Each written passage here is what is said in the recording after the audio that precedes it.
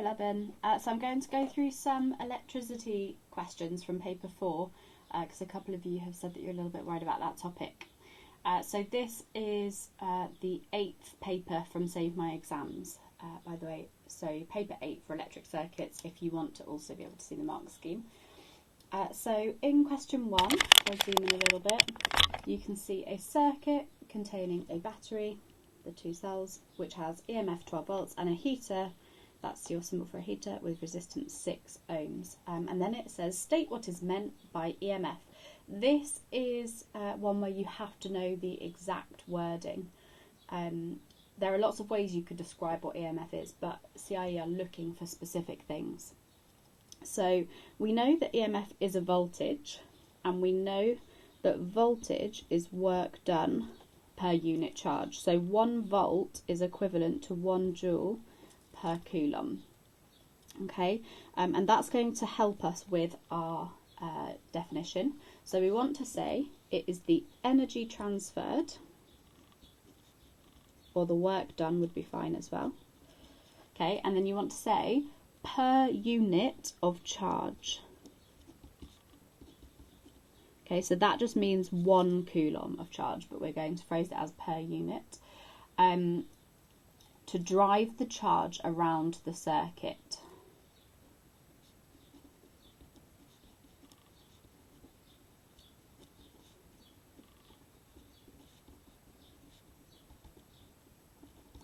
Okay. So the key here is that you want to have that word unit in your answer, and obviously energy transfer per unit of charge. So then the next bit of the question asks you to calculate the current in the heater.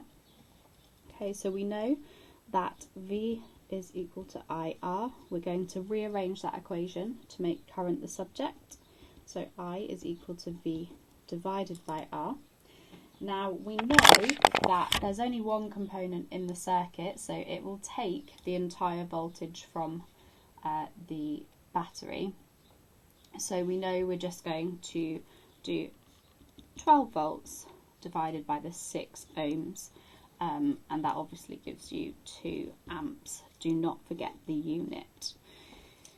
And then it asks you to state the name of the particles that flow through the heater. So you're just thinking about what the charge is. So we know that electrons are the particles that move through a circuit. And then on figure 8.1, draw an arrow next to the heater symbol to show the direction of flow of these particles through the heater. So you can see that on the battery, the positive terminal is where you've got the longer line, and the negative terminal is where you've got the shorter line. And so we know that conventional current flows from positive to negative. So while we know that the conventional current will go from positive round to negative, we know that actually the electrons, which are negative charges, will flow in the opposite direction. And so you need to draw the electron flow going from negative to positive. So think about it. They are electrons. They are going to be attracted to the positive side of the battery. Okay, so they're going to move from the negative to the positive side. It's the opposite conventional current. And then the last part of that question is to calculate the thermal energy produced in the heater in 10 minutes. So we know that all of that voltage, so the amount of energy per unit charge, as it is transferred across the heater, that electricity is going to be converted into thermal energy. So we know that the energy of something is equal to power multiplied by time. Okay, and we know that in an electrical circuit, power is current times voltage. So therefore, I can say that it's equal to IVT. Okay, and we've just worked out that the current was 2 amps, and we know that the voltage was 12 volts, and the time is 10 minutes, but we need to convert that into seconds. Okay, so it'll be times 10 times 60. And when you do that, you'll get a value of 14,400 joules there. Okay, so let's have a look at question 2. So question 2 shows you the symbol for a logic gate. So you can see that this shape here looks a bit like a D, so it's the end of an AND gate. But the fact that you've got the little circle shows that it's actually a NAND gate. Okay, so it's an AND followed by a NOT. So you just need to say NAND there. And then 2 very easy marks, clearly label an input and an output. Well, the output is on the right hand side of the gate, and you can choose either of these for the input. Alright, then it asks for you to draw the symbol for a fuse. So you're going to draw a rectangle with a horizontal line going straight through it. Very simple there. Then it gets a little bit trickier. So we've got a circuit that has a 6-volt supply, a resistor and a thermistor. Okay, and then connected across the thermistor you have a light emitting diode. And it says that this component, so the light emitting diode, is not emitting light. It only emits light when the voltage across it, so here, is greater than 1 volt. A change to the environment around component B causes component A to emit light. What happened? What was the environmental change? So what we know is that the 6 volts is going to be shared across the first resistor, and then what we have here is A and B are in parallel with each other, so the voltage across B will also be the voltage across A, before we then have charges returning back to the cell. So what we need to think about is what we know about a thermistor. So if we sketch the graph of temperature and resistance, we know that for a thermistor, the characteristic graph looks like this. Okay, that's going to help us. And what we also know is the light emitting diode will only emit light when the voltage across it is larger than 1 volt. So we need to have as large a voltage share as possible to make sure we have light.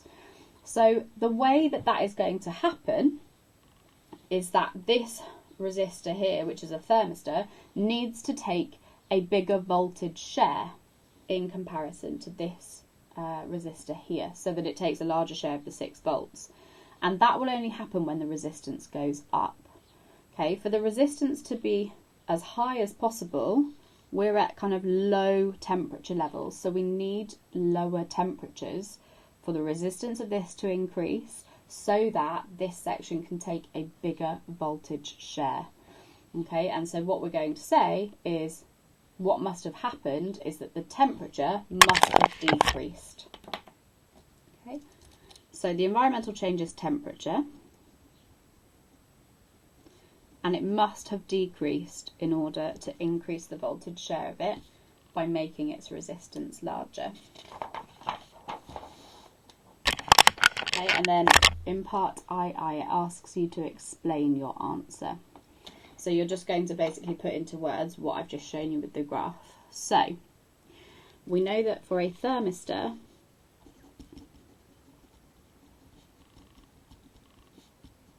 its resistance will increase as temperature decreases. Okay, that's one fact that we need. We know that a higher resistance value on the thermistor will lead to the voltage across the thermistor being larger. Okay, so this would lead to the thermistor voltage share to increase.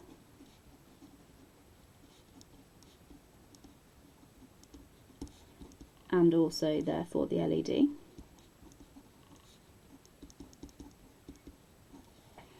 Okay, and therefore this would be enough voltage to light the LED.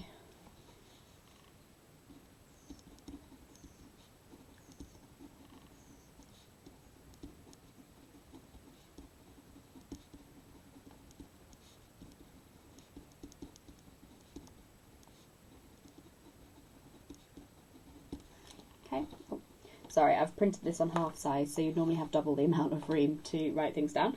Then you've got two resistors that are clearly in parallel with each other, and it tells you that the combined resistance is 4 ohms, and you need to calculate the resistance of resistor R. Okay, so the first thing to do is to write down the equation that you're going to use. So we know that 1 over R total, so the total resistance of the circuit, must be equal to 1 over R1 plus 1 over R2. Okay, we're told that the total combined resistance is 4 ohms. So 1 over 4 must be equal to 1 over 6 for R1 plus 1 over R. And that's what we're trying to find out. Okay, so 1 over 4 minus 1 over 6 leaves us with 1 over R. And then I'm going to come down here, so I've got a little bit more room. We're going to take this expression. If I find 1 over everything on both sides, I'm going to get R on this side. Okay, so let's pop this into the calculator. This gives me, if I come down around here, 1/12. Oh, there you go, is equal to 1 over R. Okay, so it should be fairly obvious to you that R is therefore 12.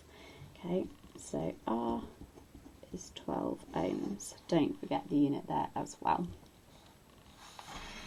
Okay, question 3. A charger for a cell phone is marked, and the component in the charger that will convert AC to DC, so it's the component that causes alternating current to be converted to direct current. You've got two options for how you phrase this. You can either say a rectifier, or you can just use the component that's in a rectifier, which is a diode. Okay, and then it asks you for the quantity that has the value of 50 hertz. What they are asking you is what is measured in hertz. What thing is measured in hertz? So you're just going to say frequency there. Okay. Then it asks you to calculate the output power of the charger. So again, that should be pretty straightforward because they tell you the output voltage and current. So just be careful. One way you could get tripped up is if you were to read the input values instead, but it tells you that they want the output power. So we've got P is equal to IV. Okay, so you are going to do 500, but it's milliamps, so you need to convert that, so that's times 10 to the minus 3. Okay, multiplied by the voltage, which is just 5.3 volts. Okay, and when you do that,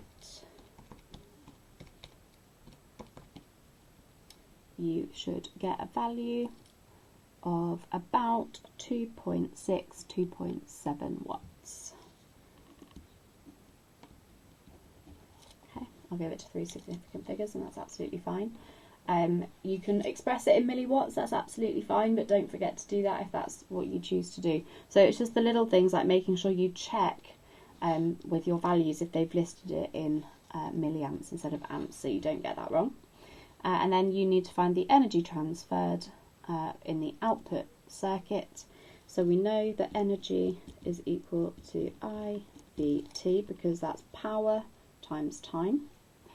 And so we've just got our current in the output circuit as our 500. And let's have a look at our time. We need to make sure we convert our time into seconds. So we've got 500 times 10 to the minus 3 for the current. Our voltage was 5.3, and our time is going to be 1.5 multiplied by 60, which converts into minutes, multiplied by 60, which converts into seconds. And when you do that, you will get a value of, let's have a look, 14310 joules. Okay, if you quote that to two significant figures, that's fine as well if you just put 14,000. So in the following list, underline the quantity that is stored in the battery of the cell phone. So we know that a battery provides energy, hopefully. So that's the only thing that should be circled there. You don't store voltage. That's a ratio of energy per unit charge. Okay, current obviously flows. You don't store current, and power is the rate of energy transfer. So that's not something that is stored either. So hopefully quite straightforward there. Let's have a little look at the next one. Alright, so it's asking us to state the relationship between resistance and length of a wire if it has a constant cross-sectional area. Okay, so you just need to say that resistance is proportional to length. Okay, they're looking for that proportionality. And then for cross-sectional area, we know that it's inversely proportional. Okay, so you can probably get away with just saying R is proportional to L in symbols, and that R is proportional to 1 divided by A. But it's generally better to put things in words if they're asking you to state. So resistance is proportional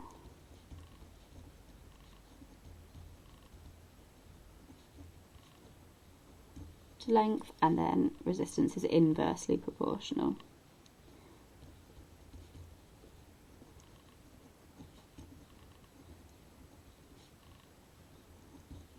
to cross-sectional area.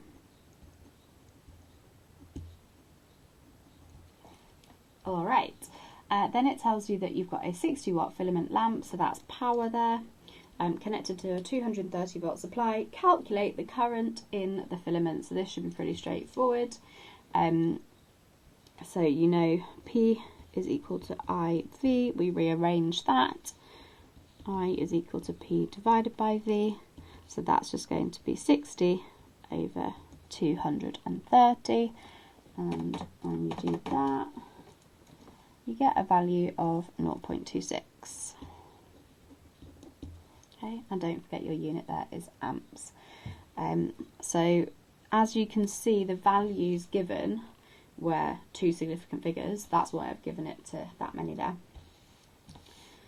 Alright, part C. Lamp Y has a filament made of the same metal as the filament that we had in lamp X, but the filament is half the length and 1/3 of the cross-sectional area of the filament of X, and it's also connected to a 230 volt supply. Calculate the ratio of the current in Y compared to the current in X, and show your working. It's worth 4 marks, so we've got to really think about this one. Okay, so we know that if we have halved the length of the filament, that will have an effect of halving the resistance. And if we find 1/3 of the area, we know that that will multiply the resistance by 3 because of the statements of proportionality that we wrote here. Okay, now we know that they're both given the same voltage, right? They're both given 230 volts. And we know that current I, which is equal to V over R, if V is the same for both of them, then what I can say is that I is proportional to 1 over R. Okay, so if I have halved the resistance, I've effectively doubled the current. Okay, and if I have done 3 times the resistance, I have got 1/3 of the current. So what I need to basically do is take my current value, which was 0.26 amps originally, so that was the current of X. I'm going to have to firstly double the current because of halving the resistance. Maybe if I put that in another colour pen, let's go back and remind ourselves. So if we halve the resistance, we double the current. Okay, because we've got this proportionality here. If R gets 2 times smaller, I will get 2 times bigger. And if we've got 1/3 of the resistance, 3 times the resistance, we will have 1/3 of the current that we originally had. Okay, so what we're going to do is take a look at our original value, and we're going to need to double it and then divide it by 3 to find the total value. So we're just going to do 0.26, we're going to multiply that by 2 to double it, from the fact that we've got half the length and half the resistance, and then we're going to divide it by 3 because of the fact that we've got 1/3 of the area. Okay, so we're just going to find 2/3 of that value, and so therefore, if this is IX, 2/3 of it will be IY. Okay, so it's asking for the ratio of the current in Y compared to the current in X. Well, if this is the full amount for X and Y is 2/3 of that, then what we have as a ratio is 2/3 over 1. Okay, so if I work this out properly the long way to hopefully make that make a little bit more sense.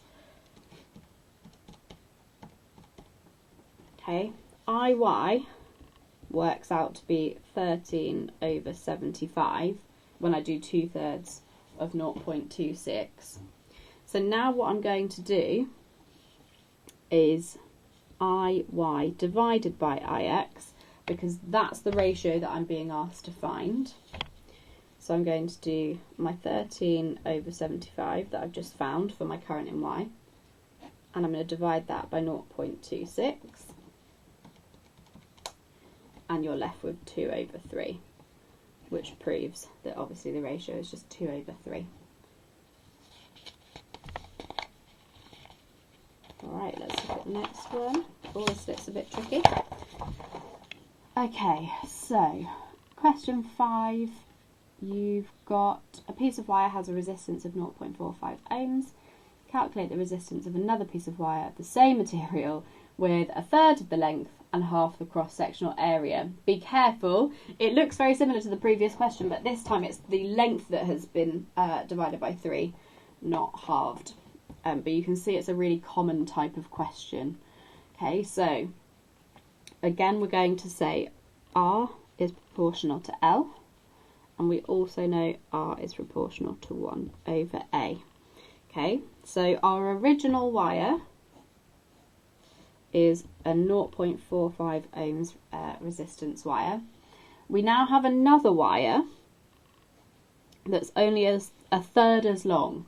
Okay, so if this is L, then this is 1/3 L. Okay, and it's got half the cross-sectional area.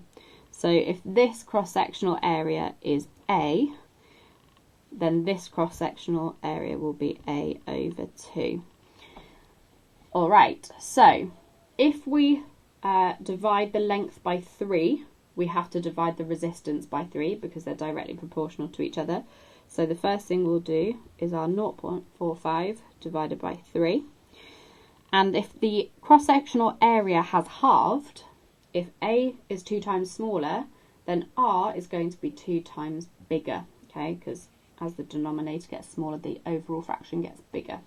Okay, so then we're going to multiply this one by 2. So it's basically the opposite way around to the previous question. And when we do that, we should get a value of 0.3 ohms. Okay, so always use your proportionality. That's your final answer there. Then in part B, you've got a circuit that looks a little bit tricky, but let's get our head around it, with 3 resistors, a power supply and 4 voltmeters. So our power supply here is sending current round this way. We've got some branches here. So I'm going to highlight the voltmeters so that you can see that they're kind of separate to the circuit. So this voltmeter here isn't really an extra branch, it's just there to measure. So what you've effectively got is a junction which splits into 2 branches that then recombine through that final resistor. So the possible pathways for the current are going to come out of the power supply we reach the first junction, some of the current will go this way and some will continue down. Okay, and then obviously go through the resistor. The current then will recombine at this junction, okay, and then carry on through this resistor and then back up around the circuit.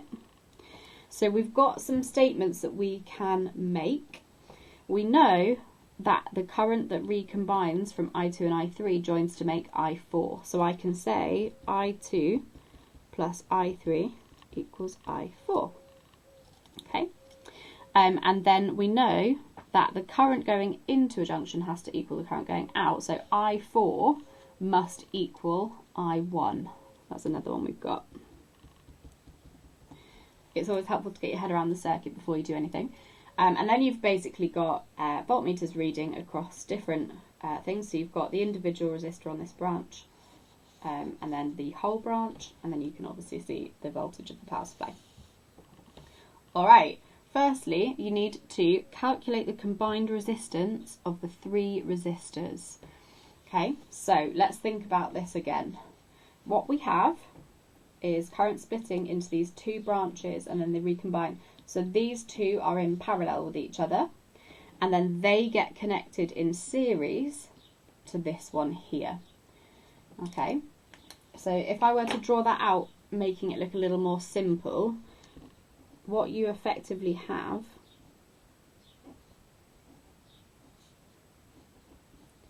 is this setup. Okay, it's the same thing. Okay, the current splits into the two, recombines and goes through. So what we're going to do is find the parallel combination of this bit and then we're going to add it to this one. Okay, so we know that this one's 1 ohm, we know that this one's 3 ohms and this one is 2 ohms. Okay, so I'm just going to come over here to make a little bit more space. So for the parallel section first, what we have is 1 over R total is equal to 1 over 1 plus 1 over 3, which is equal to 4 over 3, because that's 3 over 3. And so therefore, R total is equal to 1 divided by that, which is equal to 3 over 4, okay, which is 0.75 ohms. Alright, and then that gives us the resistance of this section. But we then need to add that to the 2 ohms to find the series combination of the two. Okay, so the total resistance of the circuit is going to be the 2 plus the 0.75, which obviously makes 2.75 ohms. Okay, so I've done it down here, but that is the working for this question. So I'm just going to put my final answer here. And then it asks you to write, this is a bit of a tricky wording, write down 2 relationships for the currents in the circuit. So that's asking you to basically work out if you know any of the sums that you can do. So we actually did this earlier. We said that we know that I4 must be equal to I1, and we also know that I2 and I3 combine to make I4. So we're just going to write those two down. So you just need to say, in this bit here, for the currents, I4 is equal to I1, and I2 plus I3 is also equal to I4. And that is all you have to do for this kind of question. There's no words that you need to write there. Okay, and then it asks for 2 relationships for the voltmeter readings in the circuit. Alright, let's go back to the circuit. So, we know that the voltage supplied has to be the voltage transferred across a branch. Okay, so V1, if we've got a charge travelling down and it travels firstly through the 3 ohm resistor and then through the 2 ohm resistor, all of that voltage V1 has to be transferred across here. So we know that V2 plus V3 must equal V1. That's the first thing we know.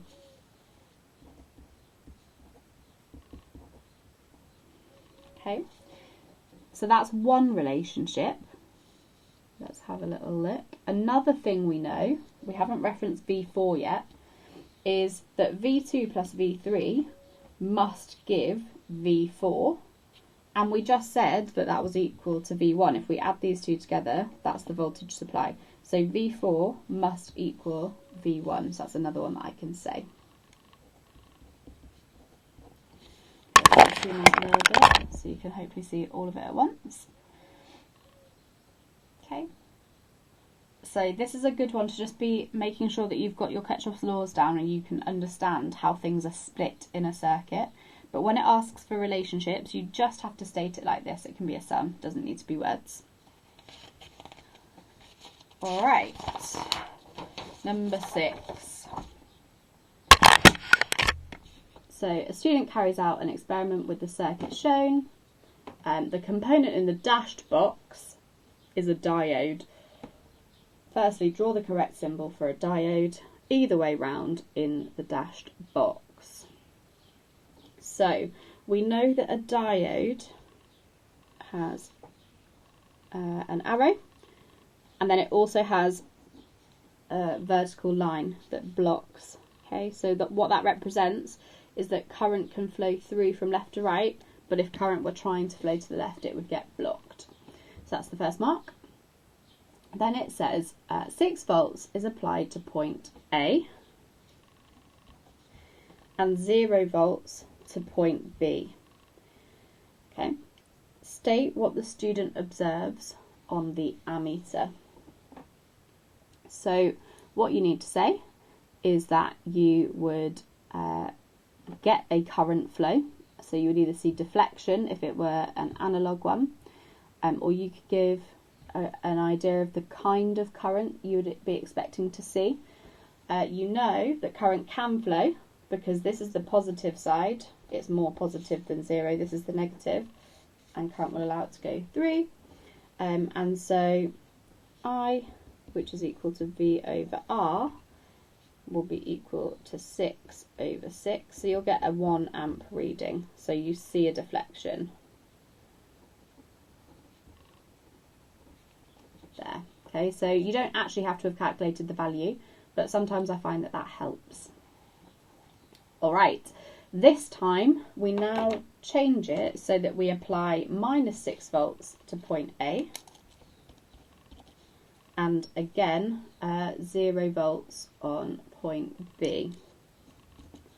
Now what we know this time is that this is a more negative value, this is a more positive value, so the current will actually go the other way. Okay, so charges will tend to try and move in this direction towards the more negative value. So this time what we will say is that there will be no deflection because the diode won't allow current to flow in that direction. Okay, so we just say no deflection.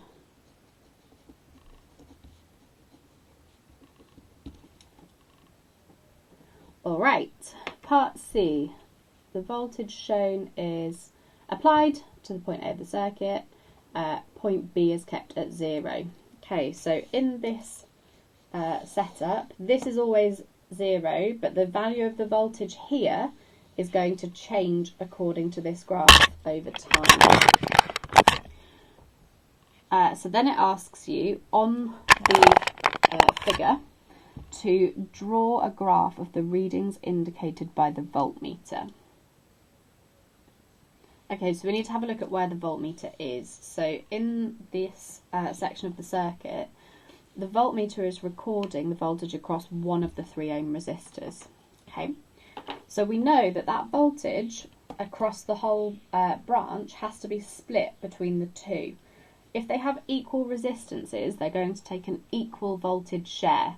Okay, so basically half will be shared across the first one and then half across the second. So if this is the voltage across the entire branch, then all you need to do is at any given time the value needs to be half that to show what the voltmeter reading would be on B, because it will have half of the voltage share. So if the peak is at 6, which we can see hopefully there it is, if I zoom in a little bit, the peak voltage across one of the resistors will then be 3. So we want to find 3 at that same point, so let's have a look. 1, 2, 3. That'll be our peak there. And then -1, -2, -3 here. So we'll have a very similar pattern, but it'll just be half the amount. Let's put that there. And it's 1 square down. There we go. So when you're sketching it, it will be 0 whenever it's 0 for the overall branch. But you're just going to have the same frequency, so it'll go through 0 again, but it'll just have half the peak value. Okay. So what they're looking for is just that you are showing that you recognise that it'll have the same frequency or time period. That's not very curved, sorry, my bad. But that it'll have half the peak because it takes half of the overall voltage. 3 ohms, 3 ohms, equal value, half share each. Then in the, okay, we've got another circuit. It contains 2 switches, S1 and S2, and 2 indicator lamps.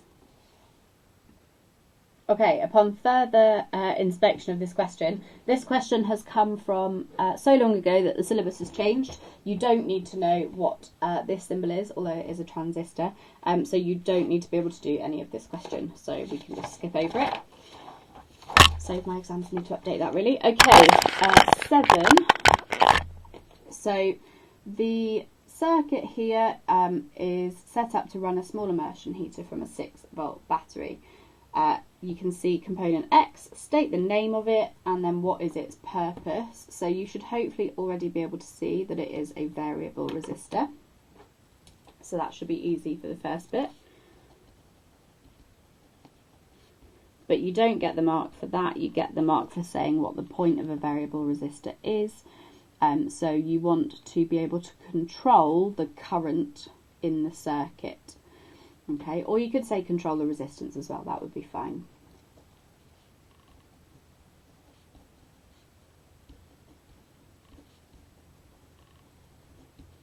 Alright, so you get the 1 mark for just saying it's used to control current.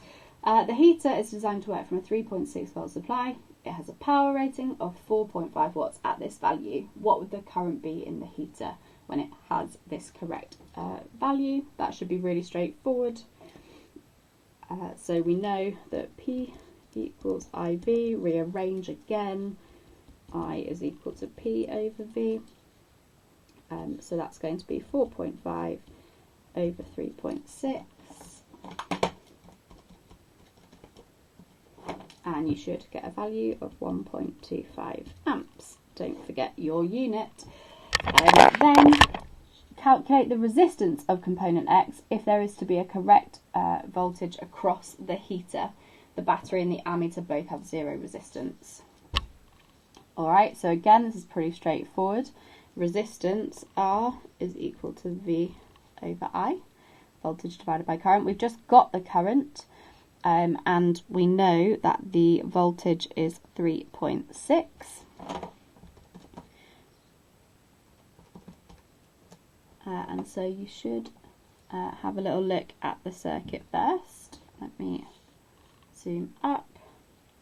So we want to know the resistance of this component if there is a correct voltage across the heater. So we know that the heater works at 3.6 volts.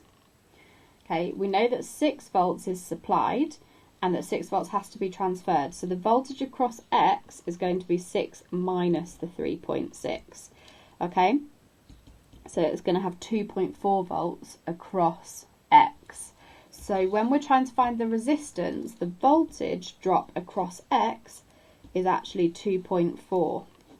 Now, because it's a series circuit, we know that the current that we worked out previously is going to be the current everywhere in the circuit, so we can use that 1.25 amps value. And when we do that, we get a value of 1.92 ohms. Again, don't forget the unit. Okay, so it's going to be 1 mark for realising that you have to find the voltage across this first, 1 mark for the sum, and 1 mark for the unit. Okay, sometime after the heater is switched on, the ammeter reading is seen to have decreased. Suggest why this happens. So you've got a couple of options here. So basically what we're saying is the current starts to drop over time. There could be a few reasons of that. The battery could be running down, or the EMF of the battery could be decreasing. Or as the heater gets hotter, its resistance might increase. Okay, those are your options. So either that the battery is being run down or that the resistance here gets larger. So I'll put both, but just choose one. Okay, so the battery is being run down, and that would basically make the voltage lower. It wouldn't be 6 volts anymore. But the other option is that the resistance of the heater has increased. Good grief. Resistance of the heater has increased. All right, part D.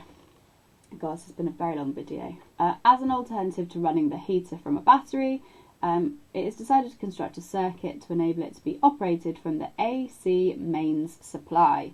Name the component needed to reduce the voltage, the potential difference, from that of the main supply down to a voltage potential difference suitable for the heater. So this one should be pretty straightforward. We know that we use a transformer to change the voltage. What component would be needed to change the current from AC into one that only has one direction? So we've already had this question, so you can either say a diode or you can say a rectifier. Either is fine. All right, how many more questions have we got to go? Let's have a look. Two more to go. Okay, we've got a graph. This is a good one to have a look at. So figure 7.1 shows how the resistance of the filament lamp changes as the current through the lamp changes. So we've got R, we've got I. Okay, we know that V is equal to IR. Okay, so we can have a look at what's happening to the voltage. So 2 marks to start with though. Describe how the resistance of the lamp changes. All right, well, quite clearly the resistance goes up. So 1 mark out of the 2 is for saying that the resistance increases. But it should be obvious to you that that is not going to get you 2 marks because that's only one statement. So what we need to have a look at is the rate at which it does that. So initially the resistance is the same, it's constant, it's flat. And then it starts to increase. So I'm finding the gradient at any point, okay? And hopefully you can see, if I do it here on this side, no, that's not going to work. Sorry about the shadows. You can see that I'm having to make my ruler steeper. So the rate is increasing, okay? The rate at which it increases is getting higher. So the resistance increases at an increasing rate. So basically with a graph one like this, you want to say how it changes and how quickly does it do that. All right, for a current of 0.07 amps, find the resistance of the lamp, worth 1 mark. What a great question.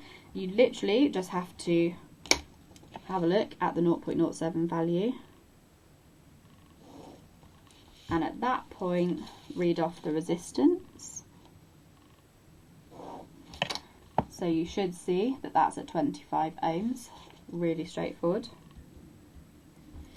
Then it asks you then at that point for the potential difference against the lamp. So remember that I said V is equal to IR. Well, at that point the current is 0.07 and the resistance is 25. So V is equal to IR is equal to 0.07 multiplied by 25. And you'll get a value of 1.75 volts. Don't forget your unit. Then it asks you for the power being dissipated by the lamp. So power, P, is equal to IV. So now what we're going to do is multiply the current by the voltage. So 0.07 multiplied by 1.75. And you should get a power rating of 0.12 watts. Again, don't forget your unit. Okay, 2 lamps are connected in parallel to a cell. The current in each lamp is 0.07 amps. And it asks you to state the value of the EMF of the cell. Okay, so let's sketch this out. So now what we've got is 2 lamps, but they've been connected in parallel. So we know that the cell's here.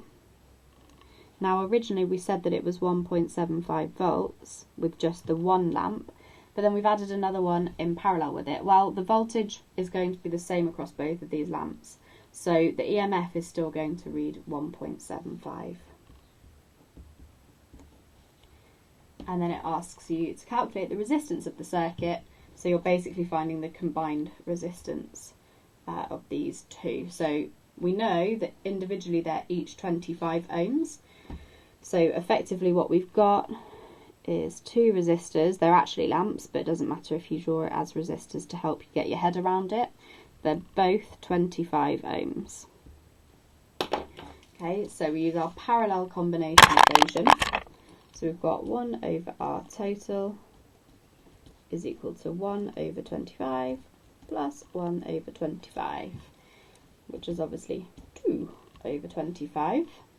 So R total must be equal to 1 divided by 2 over 25. 1 divided by this gives me R total.